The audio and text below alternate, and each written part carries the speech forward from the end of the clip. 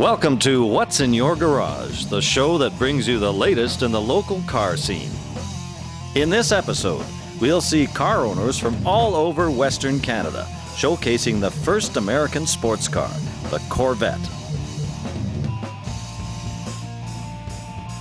Then, we'll meet a Regina cabbie and hear how he acts as a part-time psychologist for his passengers. Later, our Real Rides team gives a Ford Ranger a lift that puts it head and shoulders above the crowd.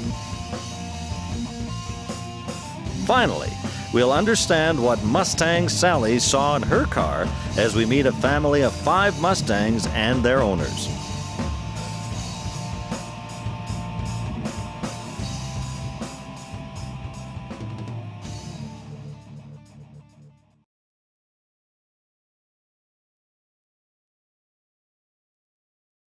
Okay, what we came here for was a party. Yeah.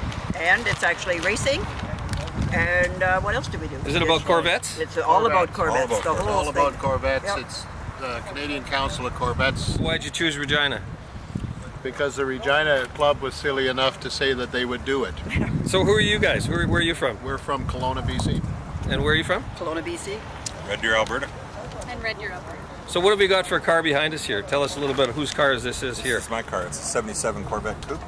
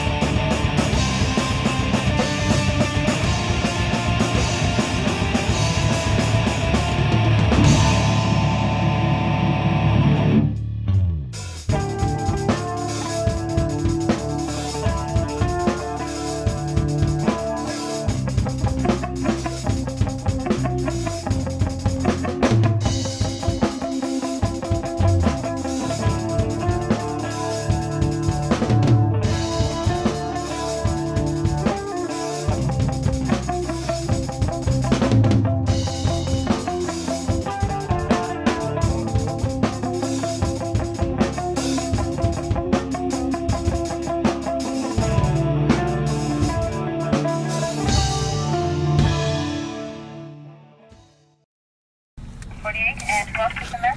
At 21, I got specialty Victoria Avenue.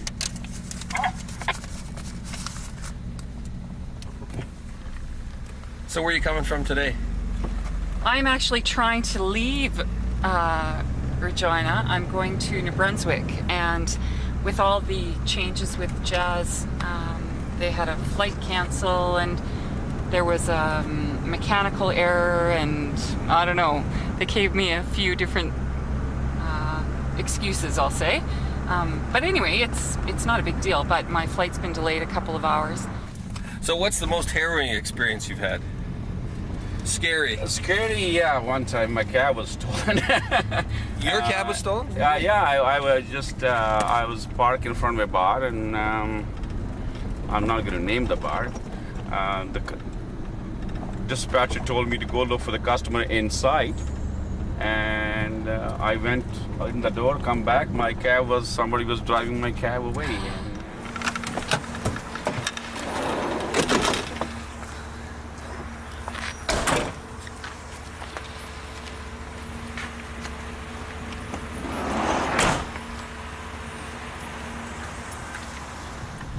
So what does it take to make a good cab driver?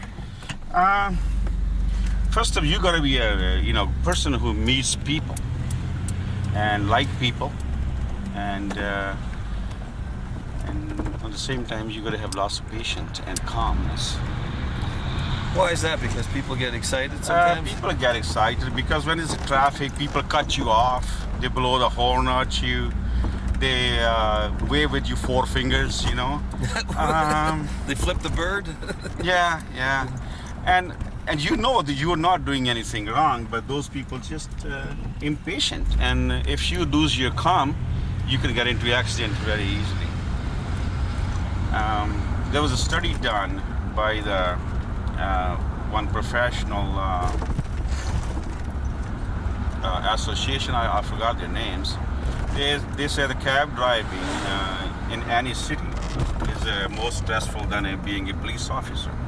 Really? Yeah, because you don't know who is sitting right beside you and what they got. They got a knife, they got a gun, they're good people or bad people, or on the same time you're watching the traffic, you're trying to listen to your two-way radio, if there's a trip coming in your area where you're going,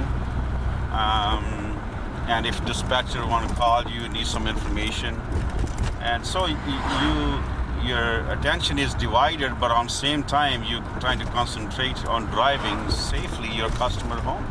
Yeah.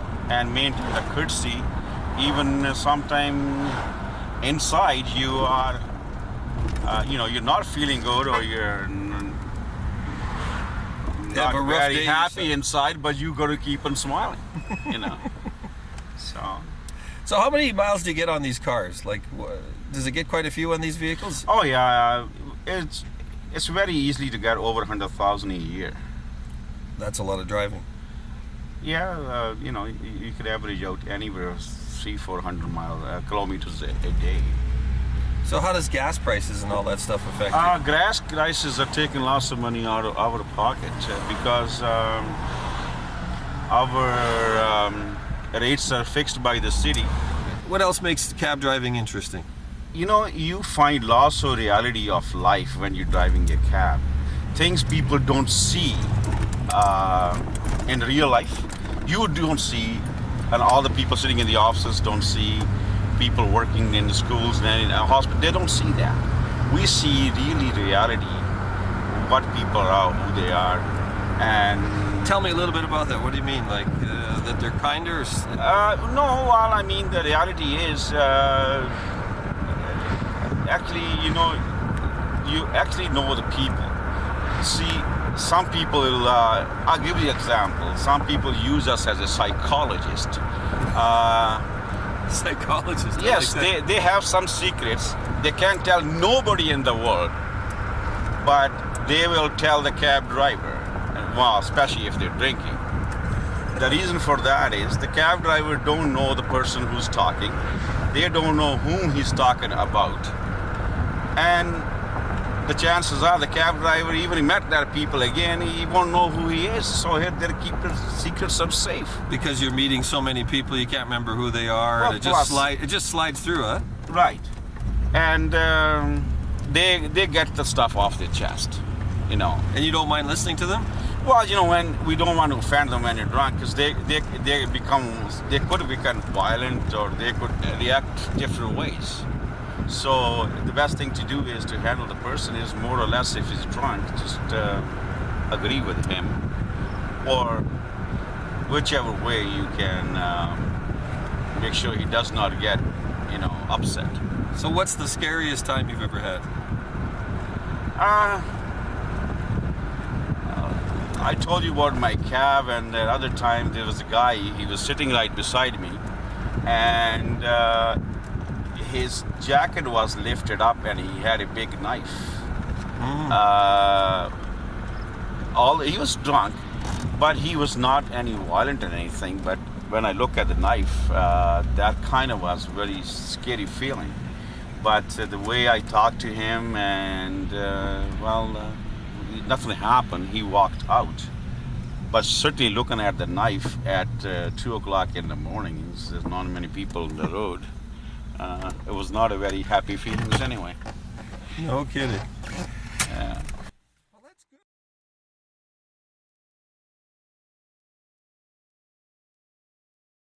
What you're looking at is my own personal truck, an 07 Ranger FX4. Leave it stock? I don't think so, not one of my vehicles. So I'm going to put a little bit of a lift kit on it today with Jason. I'm going to put a couple of sizes bigger tire, a couple of accessories just to make it stand out a little bit and suit my needs a little better. There isn't really any manufacturers of lift kits for Rangers, as many of you Ranger owners know. So what we did is we came up with our own. I pieced it together from other manufacturers just so we could get the lift we want. We're going to start with blocking up the back.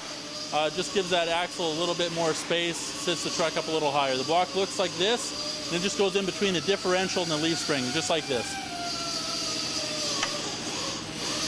So once it's on there, we'll clamp that back up to the leaf spring, and it just gives it that extra clearance. We're only looking for a couple of inches on this lift just to clear a 32-inch tire.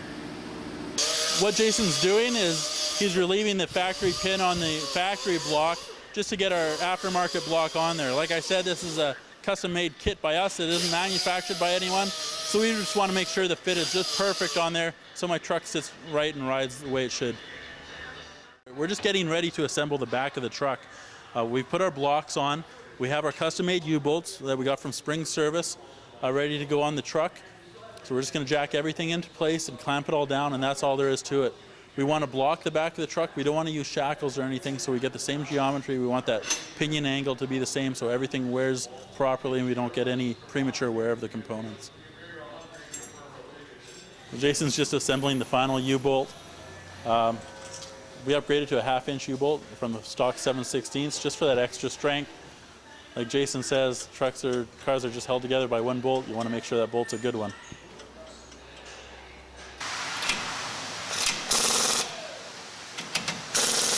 Right, we're just going to bolt the shock up on this side. When we're all done, we can move to the other side. I just want to show you the difference in the wheels going on the truck. Stock, we got a 30.5-inch tire. The tire we're going to is a 32-inch.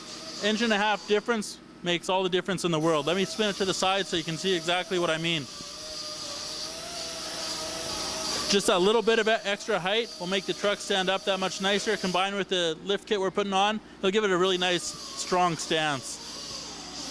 Put the wheels on, adds a little balance when he's working on the front of the car so the car, or the truck I should say, doesn't teeter as much. Then we get to see them early. I love the way they look. I can't wait to drive it. Picture says it all.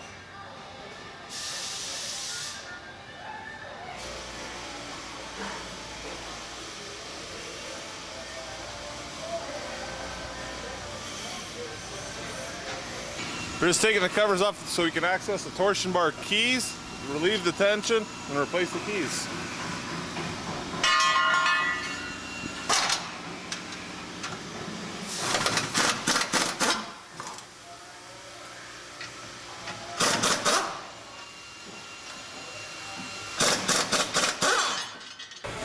What we're going to do here is we're going to release the tension off the torsion bar keys and count the turns so we have a starting point for when we put the new keys on for ride height.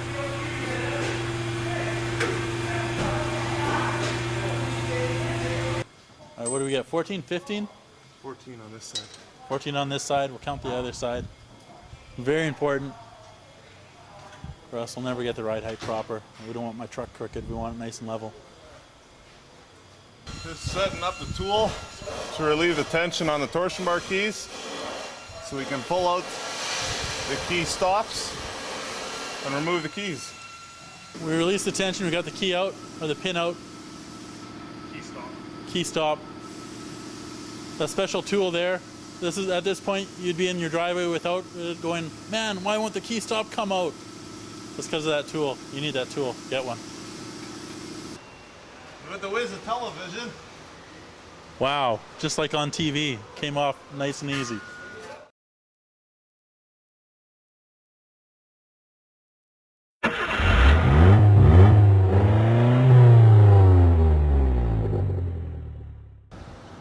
Hi, welcome to What's in Your Garage? The show where we surprise car lovers at their homes to see what they have hidden in their garages. I'm Emily. And I'm Natasha. And along with our good friend Bob Friedrich, we're off to the garage of Darren Beasley, who has a Mustang garage. Not horses, but cars. So come with us as we join the ride.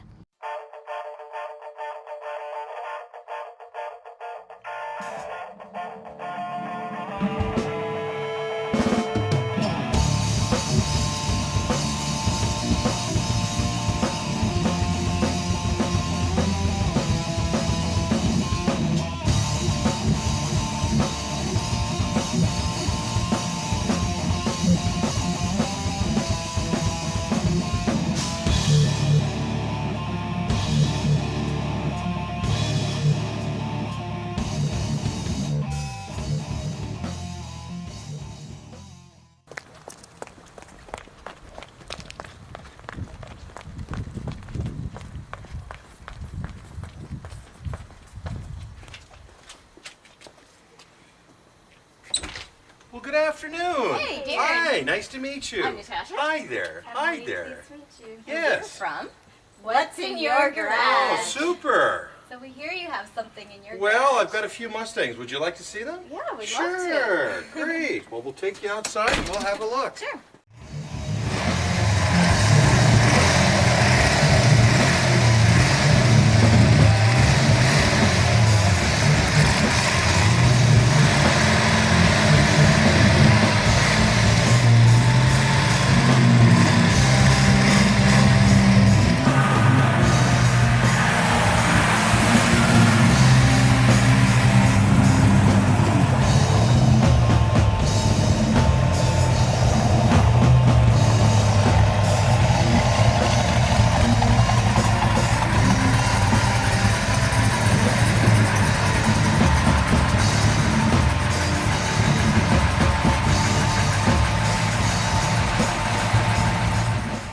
I'm here with Darren Beasley, and it's What's in Your Garage, and what a garage have we got here today. It's actually, I call it almost like a Mustang ranch, but it's a different type of Mustang ranch. It's a place where we've got a lot of Mustangs in a garage. Now, Darren, tell us a little bit about how you got started with these Mustangs.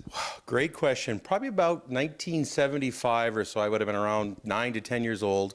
I had a fascination with the Mustangs. I loved looking at them. I loved talking about them. I loved doing anything having to do with Mustangs. And when I got to be about 15 years old, the new style Mustang in 1982 came out, and I desperately wanted one. The problem was I was 15 and I didn't have a job. So my dad said, if you get a job, we'll get you a new car. So by the time I finally got A new car? a brand new car, so I was... You had a nice dad. I did have a very nice dad. So I got a job. I won't tell you what I was doing. It wasn't the most glamorous thing. But I was 16 and I had a brand new 1983 Mustang GT, and I've never been without a Mustang since 1983. I've had 14 of them, and currently we've got 5. Tell us what we've got here. The lower one is a 1967. It's a 289 4-barrel automatic. It's kind of a unique car. It's equipped with an exterior decor option, so it's got turn signals built into the hood. It's got some extra chrome molding along it. It's factory air conditioning. The car was delivered new in California, and it's been in Canada for about the best I can figure, about 20 years. And ironically, a friend of mine owned the car back in the mid-'80s, and I came across some pictures a few years ago, and I was asking him about it, because we had gone to a similar show together, and I said, do you remember this car from way back when? And he said, not only do I remember it, I used to own it. So he then... He owned the car? He actually owned the car, and I remembered seeing it, but I didn't really think it was the same car. So we actually, my wife and her and I, we bought the car in the fall of 2000, and we've done a little bit of work to it, but the majority of it that you see is all original from back in 1967. I love the color. What do you call that color? It's called Brittany Blue, and it's a matching blue interior. And I don't know if you'll be able to go in there a little bit, but it's called a deluxe interior option. It was a 1 year only, where it had the aluminum on the doors, aluminum on the console, and has a rare option. If you can scan up to the roof, it's got an overhead console. I love that. Those Fords, some of the XR7s and other genres of that nature had the Cougars and things, and that overhead console. I haven't even had a chance to look at it myself yet. Absolutely. That was actually, this was the first year. The early Mustangs were more of a basic, simple car. The 67 really took on some luxury and performance touches that the early ones didn't have. But this one here is a 68, and it's a 302 automatic 4-barrel. And it was actually bought about 5 years ago from a good friend of mine who had had it for about 10 years. It was sold new in Regina back in 1968 to a couple as a second car. And they had it for quite a few years, sold it to another individual who kept it as a collector car, who then sold it to a friend of mine who sold it to me. And it is also all original metal. It's never been hit, never been damaged. It's been painted only once. and they're both kind of a pleasure to drive. Let's talk a little bit about your garage here. Now, you've done some work in this garage. You've turned it into kind of a museum, which I kind of like. Well, tell us a little bit about it. Absolutely. I've had kind of an interest for quite a number of years of not only displaying the cars, but having a garage to display them in. Something a little bit different. Every guy's dream. Absolutely. So I've been collecting some of the artwork that you see here. I've been collecting for quite a number of years, and this is the first opportunity I've had really to put it up. My wife has said, no, this will not go in the house. You can put it in the garage. So about a year ago when we got the house, this garage was nothing. It was nothing but insulation and plastic. So over about the last year, I've put up all the drywall, the ceiling fixtures and the cabinets. And then what my thought was is now I'll get all this artwork, I'll get it framed, and then what I'll do is I'll kind of make it a bit of a showpiece, something to be a little bit different. And then the floor was done about 2 months ago. I love that checkerboard floor. You see that in a lot of the real cool garages, of which this is one. Thank you, thank you. And actually what it is, it's a little different. I'd looked at tile, and I was a little concerned about the wear and tear on the tile, and I was concerned about if I was to make a mess or in between the grooves. So what it is, it's a special garage floor epoxy that I painted all white first, and then I masked off. Took 3.5 hours to mask. Then I painted the black over the white, and what's great about it is it's not only durable, but I think it looks really good too. It looks wonderful. Now, I see some trophies hanging around at the back there. Tell us a little bit about those. In 14, I guess, Mustangs, and in 23 years of doing it, I've been actually very fortunate to win a variety of trophies. I have traveled everywhere from as far south as Nashville, Tennessee, to Carlisle, Pennsylvania. I've been to Vancouver. I've been to California, different Mustang shows with cars and just having a look. It's been a real good pleasure. I met my wife through my Mustang. That's awesome. Actually, hopefully a little later we'll get a chance to talk to her. Let's go outside of the garage and let's have a look at this Mustang that you got out here. Now, Darren, that's one clean-looking engine. That's a 351, is it? It's a 351 Cleveland. It was kind of unique. They had made a Mustang in 69 and 70 called a Boss 302 and a Boss 429. Sales weren't that high because what Ford was trying to do is they were trying to make them race cars. Come 1971, they weren't in the race car business anymore, but they were in the real fast street car business. So this particular car is a one-year-only model, like I was mentioning, one of 1,806. It's really kind of unique because it's only got 53,000 miles on it, and I've traced it back to the original owner. About a year ago, I got a picture of him behind the wheel, and this was his grad gift in the fall of 1970. Geez, all these guys you got a car when you're 16. How old was this guy when he got this one? Actually, he would have been, I guess, right around 18 years old, and what was kind of interesting when I was chatting with him, his dad said, if you work in the family business, I'll get you a new car. So he gave him a magazine and said, what was new for 71? This car was in it, in this color, which is called Grabber Yellow. And he gave it to Grabber Yellow? Grabber Yellow. His dad gave him the magazine, and he said, okay. He went to the Ford dealership and ordered a brand new 1971 Boss 351 Mustang. Man, that's a cool car. Tell us a little bit about the interior. Let's have a look inside there. It's a standard black, and what it was kind of a little different. It's in the fastback body style. The back seat's a little cramped, but it was more style over, I guess, substance.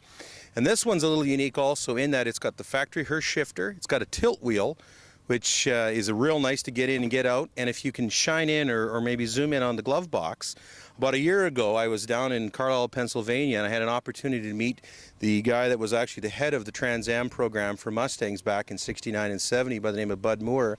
He's also a very famous NASCAR racer and a NASCAR owner. I had him sign the glove box for me at the show. Nice, really nice. The interior's original. It's never been changed out since 1971. That's still the original upholstery, original dash, original door panels. It's beautiful. What a wonderful car to have. And the color again? It's called Grabber Yellow. Grabber Yellow. You got Grabber Yellow. I'll tell you, in the 70s and the 60s, they had the wildest, craziest colors going. So let's go over and talk to Emily and Natasha. They're going to be interviewing your wife, and she's got a brand new Mustang to tell them all about. Hey, Angela. Hi. So this is your Mustang. Yeah, this is mine. This is a 2000 Mustang convertible. And how do you like it? Oh, it's fun. I wanted actually an older convertible, but as the kids are getting older, we needed something that we could drive the kids in and they would enjoy. So this is what we did. And could you tell me did you have another Mustang before this that you were driving? I have a 1967 coupe. And so you sold it for this one? No, it's still parked in the garage. So how'd you get a hold of this Mustang, Angela? My husband brought it home one day and said, do you like the car and do you want the car? And I said yes, and that was all there was to that. You'd have to ask him where it came from. Kind of like the puppy followed me home kind of car? Yeah, Darren has a few of those.